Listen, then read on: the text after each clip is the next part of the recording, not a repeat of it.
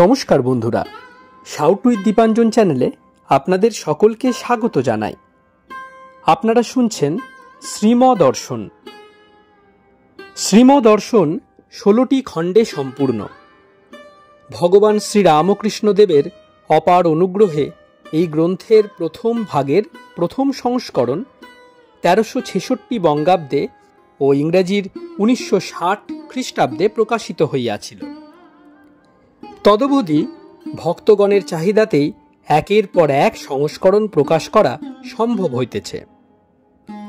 শ্রীমদর্শনের মূল আবেদন, গৃহে বাস করিয়া কি প্রকারে দেবভাবে জীবনযাপন করা যায়, কিভাবে বেদ বর্ণিত উপায়ে সুখ দুঃখ সমভাবে গ্রহণ করিয়া সংসারে শান্তিতে বাস করা সম্ভব হয়।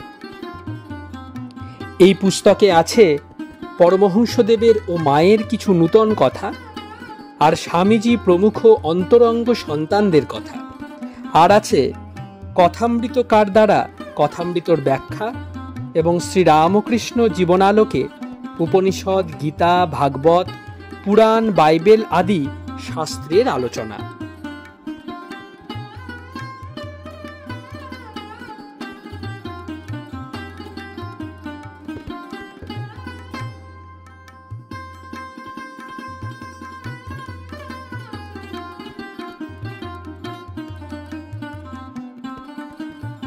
আপনারা শুনছেন স্বামী নিত্যাত্মানন্দ বিরচিত শ্রীমদর্শন, আজ 163তম পর্ব। আসুন আজকের পর্বটি আমরা শুরু করি।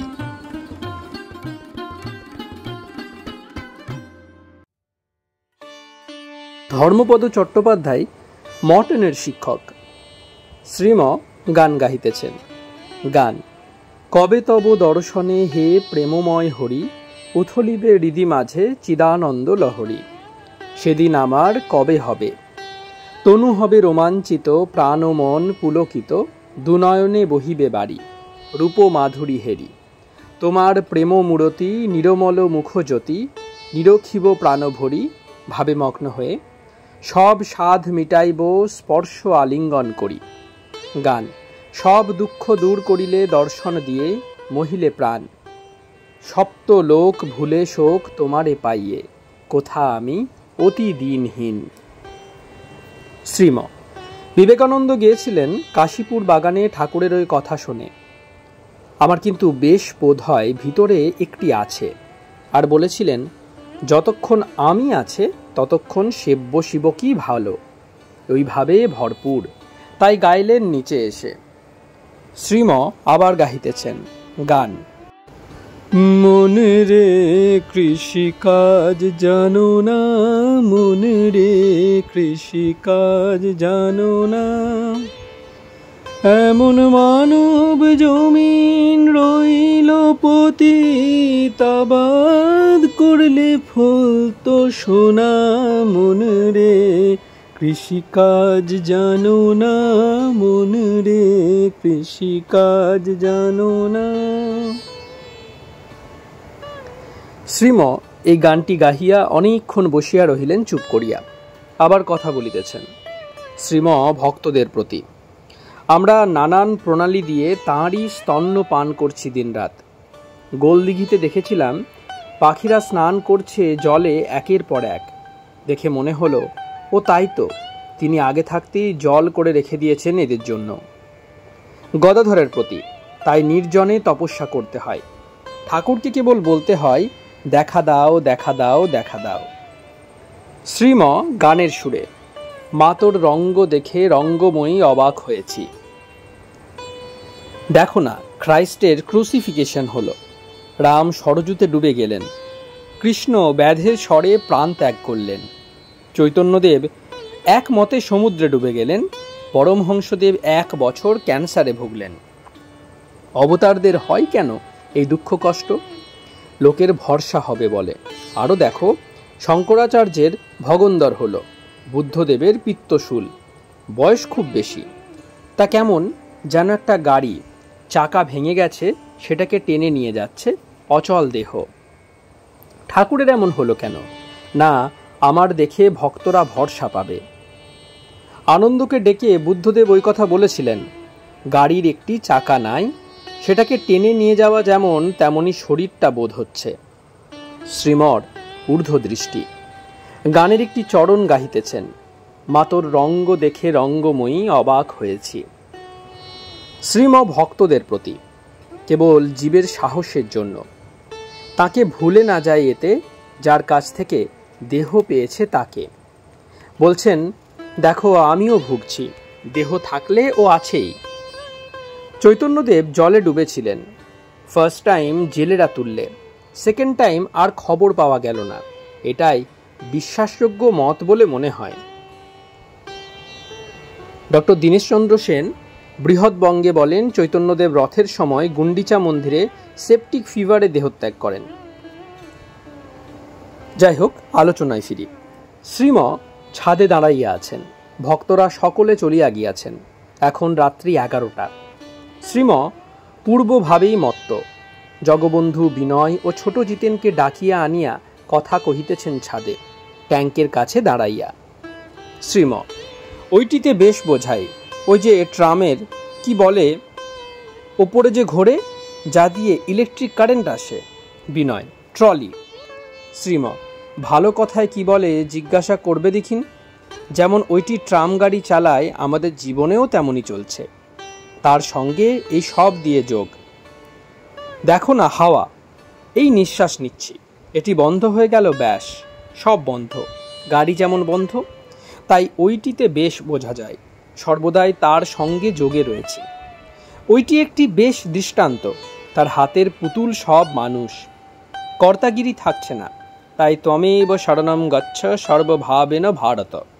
তার শরণাগত হয়ে পড়ে থাকো, অন্য উপায় নেই। কলিকাতা, 1 এপ্রিল 1924, 18 চৈত্র 1330, মঙ্গলবার। 10ম অধ্যায়, প্রতীচীর প্রতি ভারতের হিতবাণী। 1। মর্টন স্কুলের 4 তলার ছাদ। প্রভাতকাল, সূর্য উঠিতেছে। শ্রীম মাদুরে বসিয়া উপনিষদ পাঠ করিতেছেন। ব্রাহ্মধর্ম 6ষ্ঠ অধ্যায়। জগবন্ধু ও ছোট জিতেন রহিয়াছেন, বৈদিক সুরে পাঠ করিতেছেন। শ্রীম, ঠাকুর বলেছিলেন, ঈশ্বর বস্তু আর সব অবস্তু, তাই তাকে লাভ করলে সবই লাভ হলো। তখন লাভ করবার বাকি থাকে না আর কিছু। মানুষের মন লাভ লোকসান এইসব রিলেটিভ সাংসারিক ভাব নিয়ে ব্যস্ত। কোনো লাভের আশা না থাকলে মানুষ কাজে অগ্রসর হয় না। তাই এই মানুষের লাভ ক্ষতির ভাষা দিয়ে বলছেন বেদ, তুমি লাভবান হতে চাও তাহলে ঈশ্বরকে লাভ করো। এর উপরে লভ্য আর কিছু নাই, তবে অগ্রসর হবে। তার স্বরূপ বলছেন এরপর, তিনি সত্য, তিনি জ্ঞান, তিনি অনন্ত, তিনি সচ্চিদানন্দ, বাক্য মনের অতীত। তিনি আছেন তাই জগৎ আছে, তার প্রকাশে জগৎ প্রকাশিত। তিনি স্বয়ং প্রকাশ, জ্যোতির জ্যোতি।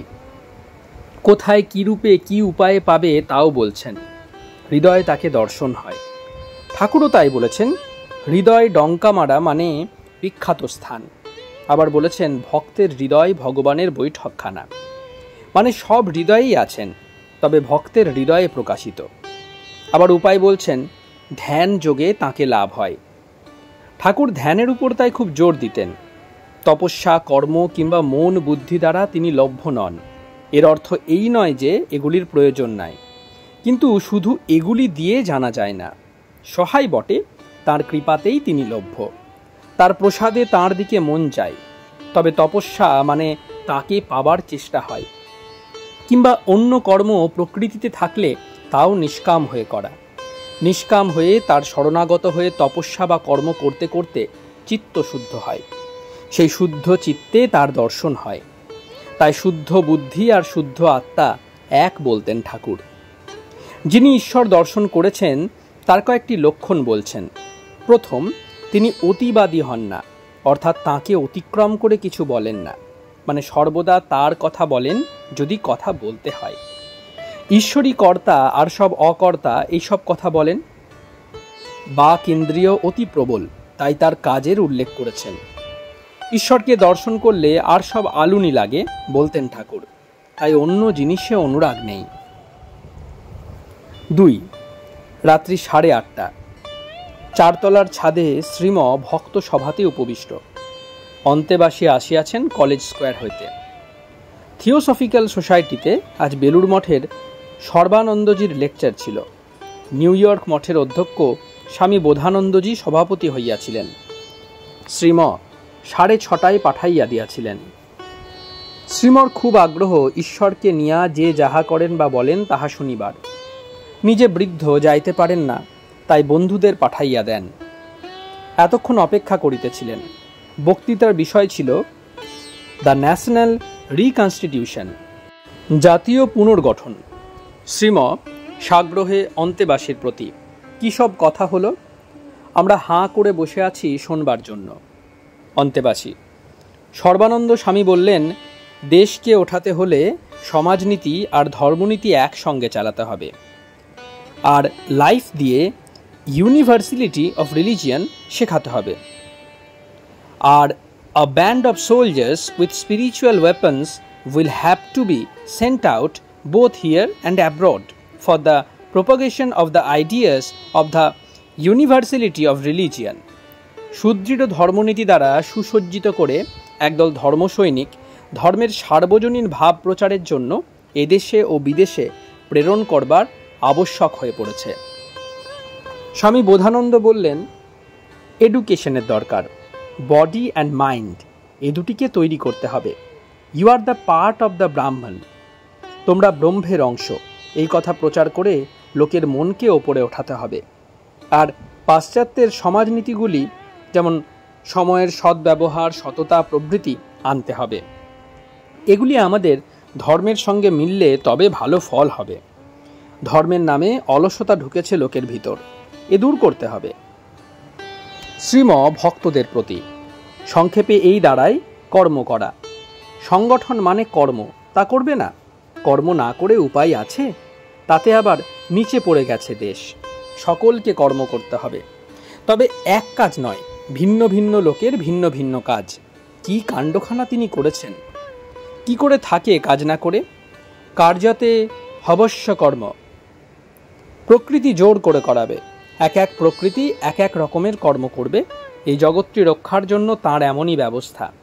কারুকে নাক ছিটকাবার জো নাই, তবে ঘর আলাদা। ঠাকুর বলতেন, তোমার এ ঘর, এর ও ঘর, ভিন্ন ঘরের ভিন্ন কাজ। একজন ঋষিকে যদি বলো তুমি তপস্যা ছেড়ে উঠে অন্য কাজ করো, তিনি কি তা শুনবেন? তার ঘর আলাদা, তার অনন্ত কাণ্ড চলে কি করে? এক থাক আছে আবার, তারা খালি তাঁকেই ডাকবে। দেখুন, 4 বর্ণ, আবার তার ভিতর 4 আশ্রম আছে, ব্রহ্মচর্য, গার্হস্থ্য, বানপ্রস্থ ও সন্ন্যাস। এই 4 আশ্রমই তাঁকে ডাকবে। দেখে নাক ছিটকানো চলবে না। ঠাকুরের ইচ্ছা ছিল প্রাচ্য পাশ্চাত্য মিল হয়, তাই স্বামীজিকে পাঠালেন ওদেশে। ওরা এদেশের কথা, ধর্মের কথা শুনবে, আর ওদেশ থেকে ওদের সব বিদ্যা এদেশে আসবে। ওদের কত গুণ, তবে তো অত বড় হয়েছে। ও সব এদেশে আসবে, আদান প্রদান। গোড়ায় ঈশ্বরে বিশ্বাস না থাকলে সবই পণ্ডশ্রম, স্বার্থপর হয়ে যায় লোক। মনে করে নিঃস্বার্থ করছি, কিন্তু তা হয় না। তাতেই ঈর্ষা দেশ বৃদ্ধি হয়। ওয়েস্টের সে ভয় বিলক্ষণ আছে। ন্যারো ন্যাশনালিজম অর্থাৎ সংকীর্ণ জাতীয়তা এসে যায়। ঠাকুরের মেসেজ ব্রড ইউনিভার্সাল, উদার সার্বজনীন। এতে সারা জগৎকে আপনার করে দেয়। ওয়েস্টে যাওয়ার দরকার এই মেসেজ, তাই স্বামীজি গিয়ে ছড়িয়ে দিয়ে এলেন। ক্রমে এগুলি ছড়াবে। পলিটিশিয়ানদের ভিতরও ঠাকুরের ইউনিভার্সাল মেসেজ ক্রমে ঢুকছে। ওয়েস্টেরই বেনিফিট বেশি হবে। খ্রাইস্টের ধর্ম ওরা আদপেই বুঝতে পারেনি। ঠাকুরের কথা শুনে ক্রমে তা বুঝতে পারবে। তাদের অন্য সব ঠিক আছে, শরীর বেশ, তার রক্ষার সব উপকরণ বের হয়েছে। মনও সতেজ, কিন্তু দৃষ্টি নিম্ন। ঊর্ধ্বদৃষ্টি হলে তবে ভালো, মানে ঈশ্বরের দিকে দৃষ্টি। এটিকে ওরা যদি সর্বশ্রেষ্ঠ ভাব বলে গ্রহণ করে তবেই মঙ্গল। এইটি ঠাকুরের প্রতিচিদের প্রতি উপদেশ। 1. God is. 2. I have seen God. 3. You also can see God. প্রথম, ঈশ্বর আছেন। দ্বিতীয়, আমি ঈশ্বর দর্শন করেছি। তৃতীয়, তোমরাও ঈশ্বরকে দেখতে পারো। এটি গ্রহণ করলেই ওরা বেঁচে যাবে। বাইবেলেও আছে এ কথা, Ye are divinities. Seek ye first the kingdom of God. What is a man profited if he shall gain the whole world and lose his own soul? তোমরা সব দেবতা, আগে বরং ঈশ্বর লাভের চেষ্টা করো। আত্মজয় বিনা জগৎজয়ও নিষ্ফল। এসব চাপা পড়ে গেছে, এও তার ইচ্ছা।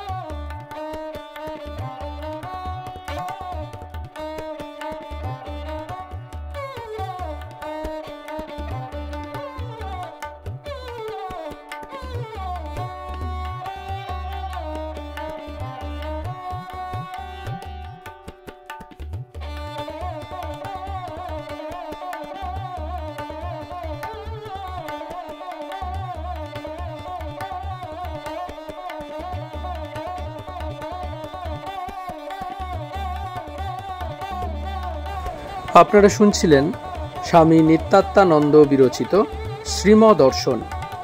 আজ 163তম পর্বটি আপনাদের কাছে পরিবেশন করলাম। আমাদের ভিডিওগুলি কেমন লাগছে আমাদের জানান। কোনো সাজেশন থাকলে তাও অবশ্যই জানাতে পারেন। আমাদের ভিডিওগুলি লাইক করুন, আপনাদের বন্ধুবান্ধব ও পরিবার পরিজনদের মধ্যে শেয়ার করে দিন। সাউথপুরী দীপাঞ্জন চ্যানেলটি সাবস্ক্রাইব করুন এবং প্রতিনিয়ত বিভিন্ন আপডেট পাওয়ার জন্য বেল আইকনটি অবশ্যই প্রেস করবেন। অনেক অনেক ধন্যবাদ। নমস্কার, ভালো থাকবেন। জয় ঠাকুর, জয় মা, জয় স্বামীজি।